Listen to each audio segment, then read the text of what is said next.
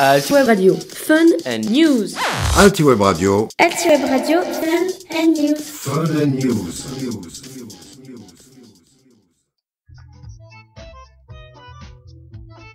Bonjour à tous, bienvenue sur Altiweb Radio, la radio de notre lycée. On est là, toute l'équipe, pour une nouvelle émission. Je suis avec Maxime. Bonjour Maxime. Tout à fait, bonjour Kevin. Toujours en compagnie de Simon. Coucou. Salut Simon. Et évidemment avec Nathan. Salut Nathan. Bonjour Kevin. Bonjour à tous. Dans l'émission d'aujourd'hui, on a quoi? Eh bien, on a le tour de Mazik de Maxime. Et on a aussi les insolites de Simon. Absolument. Fantastique. Allez, c'est parti pour le tour de Mazik de Maxime. C'est y part. C'est parti. Le tour de Mazik.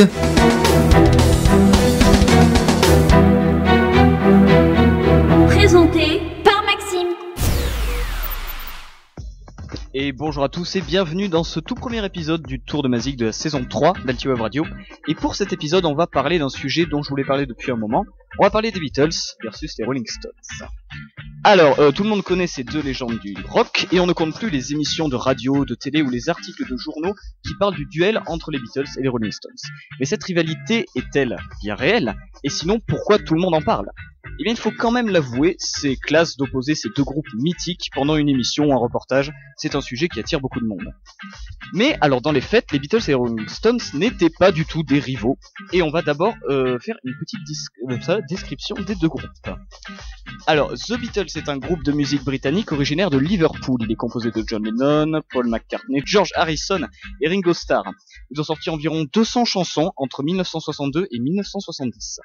Malgré leur dissolution, ils restent un des groupes de rock les plus célèbres dans le monde entier à l'heure actuelle. Ils ont vendu des millions d'albums, ont été décorés par la reine d'Angleterre et sont considérés comme une légende par bon nombre de femmes. Par bon nombre de fans. Les membres du groupe sont originaires donc de Liverpool, on l'a déjà dit. The Rolling Stones est un groupe d'origine londonienne, composé du guitariste leader Brian Jones, du pianiste Ian Stewart, du chanteur Mike Jagger et du guitariste Keith Richards. Ils ont vendu eux aussi de très nombreux albums et ont eu un succès dément et n'ont pas été décorés par la reine d'Angleterre. Le groupe a été formé en 1962 et ils continuent de faire des tournées de temps en temps pour gagner un peu de fric. Mais leur activité s'est arrêtée il y a un moment déjà. Donc les deux groupes ont donc eu un succès phénoménal, on l'a dit, et pendant la même période. Donc on pourrait donc penser que les deux groupes se sont concurrencés, c'est tout à fait logique. Eh bien en fait, les Beatles et les Rolling Stones n'avaient pas à se disputer le public. En effet, la plupart des gens sont soit Beatles, soit Rolling Stones, mais rares sont les gens qui aiment les deux, surtout à l'époque. Voilà. Donc en effet, leur style de musique, malgré quelques similitudes, sont très différents. Alors du coup, je vous pose la question, vous, est-ce que vous êtes plutôt Beatles ou plutôt Rolling Stones? Simon. Bah moi je connais pas trop les deux groupes et il y a deux chansons il y a une chanson que je connais des Rolling Stones. Qui est je sais plus le titre. Ah, tu la connais pas si bien que ça en fait. Non, enfin tu me l'as fait écouter, je dis je sais que c'est eux. Ah ouais. Et il y a une chanson aussi des Beatles que tu me fais écouter, je dis je sais que c'est eux, mais à vrai dire, c'est pas trop mon style de musique par prédilection. D'accord, Kevin. Je suis pas trop rock, mais je préfère quand même les Beatles. D'accord. Nathan? Moi je suis 100% Beatles, ouais. D'accord, carrément. Ça, ouais. Moi j'aime beaucoup les voitures Beatles. Génial! Pour les guerres de montage. Alors, il y a beaucoup trop de Beatles autour de cette table. Non, franchement, j'aime bien les deux. Peut-être un peu plus Rolling Stones. Oui, non. Peut-être un peu plus Rolling Stones. Bref, c'est aussi une des raisons pour lesquelles on dit que les Beatles étaient en concurrence avec les Rolling Stones.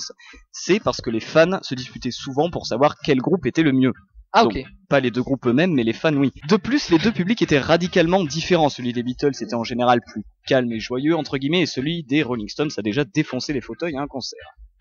Donc cette guerre entre guillemets n'a pas eu lieu entre les deux groupes, mais plutôt entre leurs fans. Et même là, ce n'était pas grand-chose de très grave. En revanche, une véritable bataille quand même s'est jouée entre l'image des deux groupes. Alors en fait, pour être plus clair, les belligérants de cette guerre n'étaient pas les musiciens des groupes, mais leurs managers.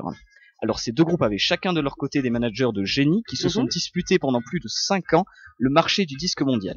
Donc Brian S. Epstein, c'est très chiant, pour les Beatles, et Andrew Long Oldham pour les Stones.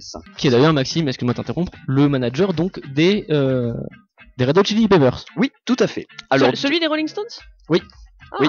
Alors deux hommes qui étaient très intelligents et en plus d'être managers, ils étaient aussi producteurs et arrangeurs. Ces deux personnes ont mené une véritable guerre à coups de campagnes publicitaires, de produits dérivés et de tournées.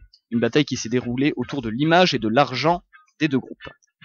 Alors les deux hommes n'étaient pas bêtes et ne tentaient pas de faire la même chose, d'imiter l'autre. Ils essayaient sans cesse d'innover et d'attirer le plus de gens avec des stratégies différentes.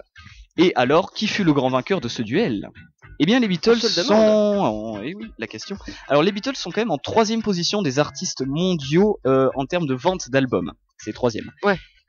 Et on retrouve les Rolling Stones un peu plus loin dans le classement. Donc, d'un point de vue marketing, ce serait plutôt Brian Epstein qui aurait eu le dessus, Nathan. Est-ce que tu as les 2 premiers, juste pour savoir? Alors, les 2 premiers... Le premier, c'est... comment il s'appelle C'est lui, là. Je ne connais que lui.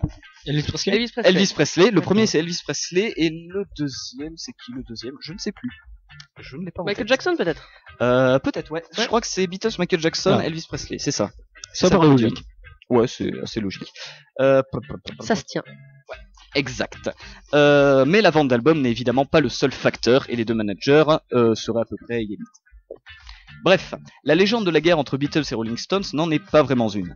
Il y a souvent 2 camps de fans bien distincts, avec un pour chaque groupe, mais le véritable affrontement s'est fait sur le plan marketing, et ce sont seulement les managers qui ont participé à cette bataille.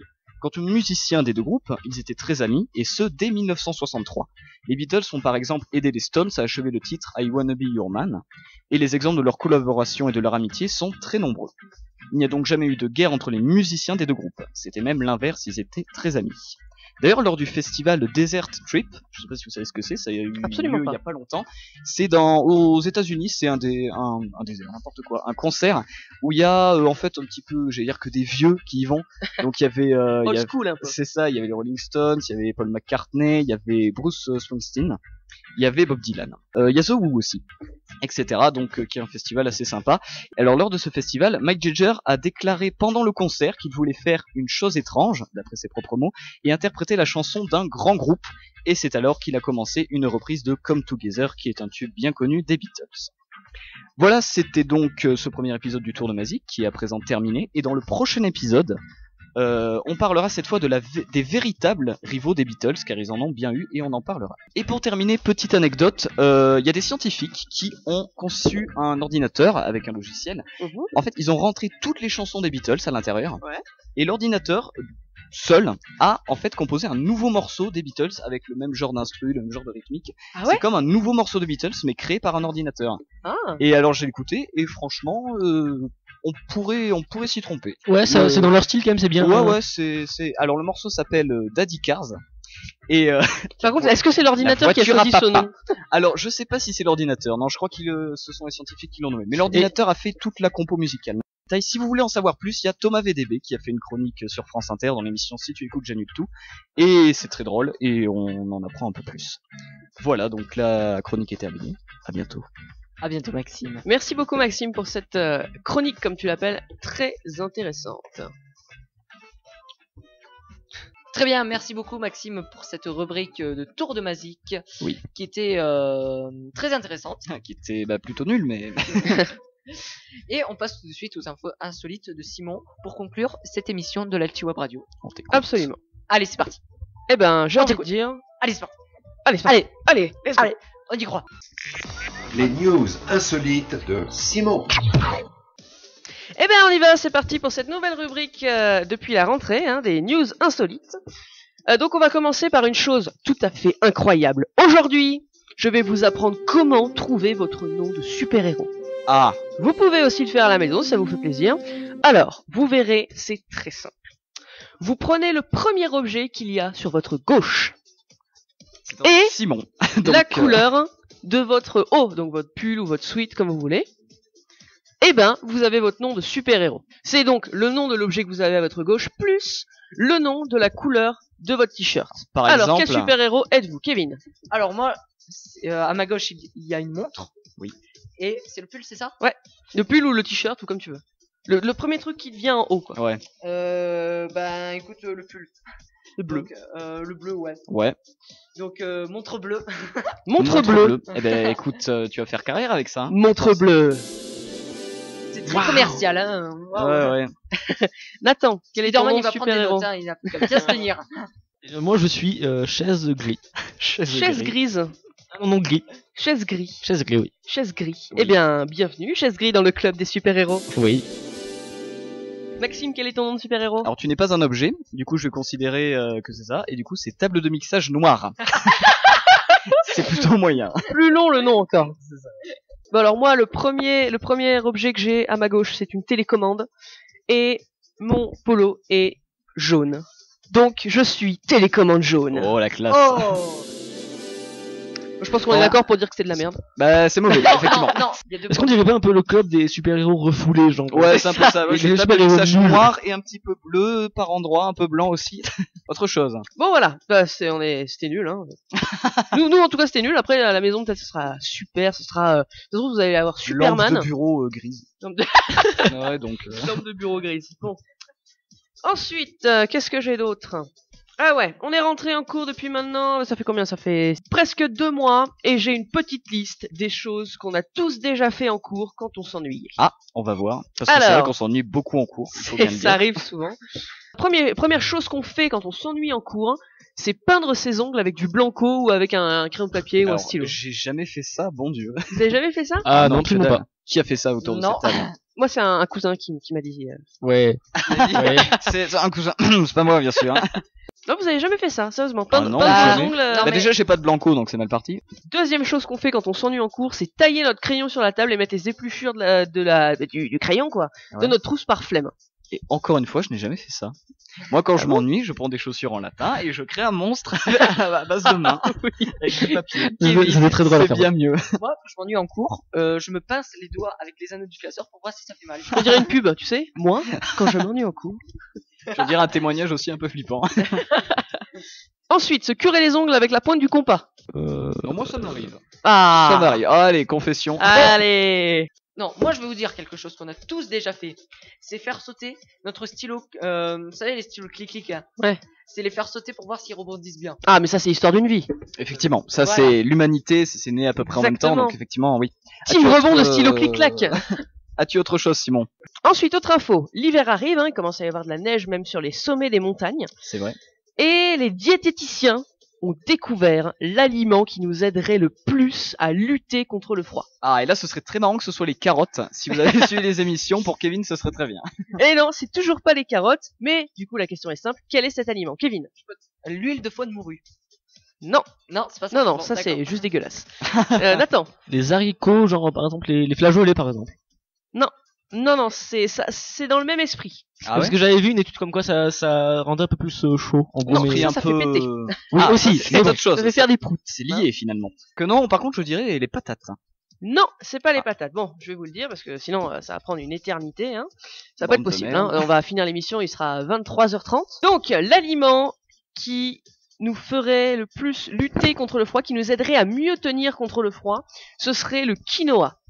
Je sais même pas ce que c'est. C'est vrai. Ouais, donc le quinoa, je sais pas du tout ce que c'est. C'est une sorte de céréale et c'est Ouais. assez bon. Moi j'aime bien. Ah Ça bon. dépend comment c'est fait, mais c'est vrai que c'est bon. Enfin, Ouais, comment moi, j'aime c'est bien. préparé, je veux dire. Ça ressemble un peu à de la semoule au niveau aspect. Ouais. C'est pas mal.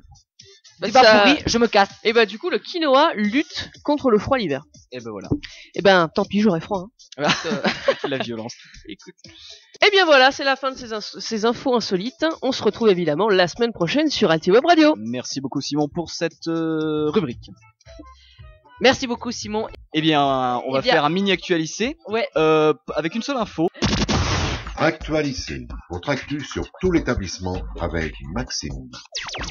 Mini Et tout le monde. actualisé, ouais, mini actualisé commun. De quoi on va parler, Kevin? Eh bien aujourd'hui, on va parler d'un truc extraordinaire. Exact. C'est la seule info de l'actualité, Et tout à fait improbable. c'est donc La nouvelle sonnerie du lycée. qui a été faite par José, l'accordéoniste, comme on a pu le voir.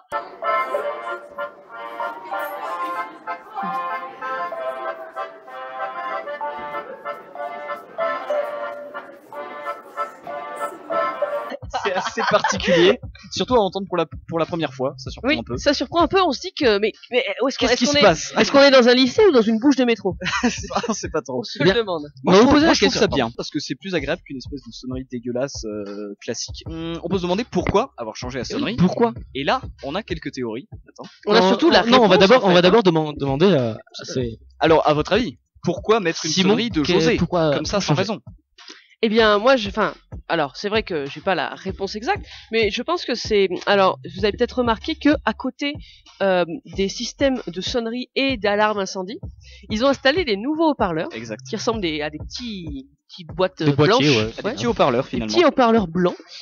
Et ces haut-parleurs, je crois que ça fait partie d'un espèce de grand programme qui vise à avoir différentes sonneries en cas, vous savez, avec les attentats qu'il y a eu. Le plan Vigipirate. Voilà, Eh bien, c'est exactement C'est ça. ça. Une alerte intrusion, donc C'est il y aura la sonnerie incendie Voilà. et une sonnerie d'alerte d'intrusion. Et je pense que ces haut-parleurs ont été installés pour justement cette alerte, mais que José l'accordéoniste a été mis là juste en termes de test, quoi. Eh ben c'est exactement ça, c'est des différentes sonneries pour différents cas d'alerte. Et par contre, je pense que José va rester Oui, je pense aussi, hein. sonnerie normale finalement. Donc voilà pour ce mini actualisé, et c'est la fin de cette émission, je crois. Et oui, on vous dit à la semaine prochaine avec toute l'équipe pour une nouvelle émission. Allez, à la semaine prochaine, salut. À la semaine prochaine, tout le monde. Ciao, ciao! Retrouvez toute l'équipe d'Altiweb Radio sur le site du lycée de Formeux. Et restez connectés avec nous sur Twitter @Altiweb Radio et par mail sur radioweb2020@gmail.com.